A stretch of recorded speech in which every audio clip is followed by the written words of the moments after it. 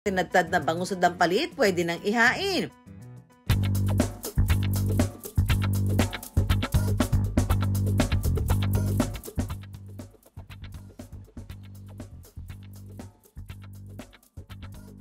Mahalin tulad ko talaga siya sa seaweeds na, yun, mahilig kasi ako dun yung mga lato.